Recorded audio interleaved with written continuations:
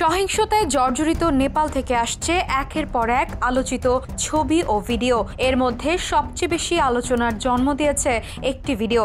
সেখানে দেখা যাচ্ছে দেশটির মন্ত্রী এবং তাদের পরিবারের সদস্যরা সেনাবাহিনীর একটি হেলিকপ্টারের রেস্কিউ স্লিং বা দড়ি আঁকড়ে ধরে মরিয়া হয়ে পালিয়ে যাচ্ছেন।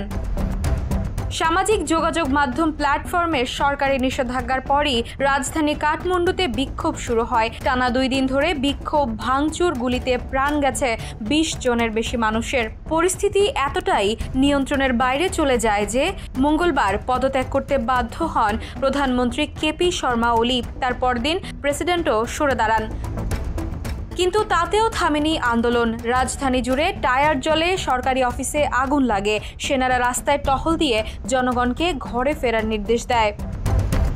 এরই মধ্যে ভাইরাল হয় মন্ত্রী পরিবারের হেলিকপ্টারের দড়ি আঁকড়ে ঝুলে থাকা সেই দৃশ্য।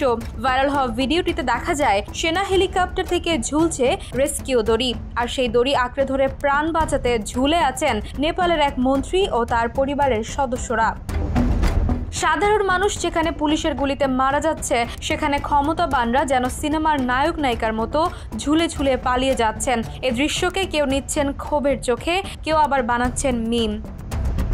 ব্রিটিশ সংবাদ মাধ্যম বিবিসি জানাচ্ছে, শুরুতে শান্তিপূর্ণ আন্দোলনের নেতৃত্ব দেয়া তরুণরা এখন সরে দাঁড়িয়েছে। অন্যদিকে সেনাবাহিনীর দাবি, এখন আর তরুণরা নয়, বরং বিভিন্ন নৈরাজ্যবাদী গোষ্ঠী আন্দোলনে ঢুকে অগ্নিসংযোগ, ভাঙচুর চালাচ্ছে। তবে সব আলোচনা ছাপিয়ে এখন কেন্দ্রবিন্দুতে রয়েছে ভাইরাল এই ভিডিওটি। মেহরুন্নেসা তন্নি, দ্য নিউজ।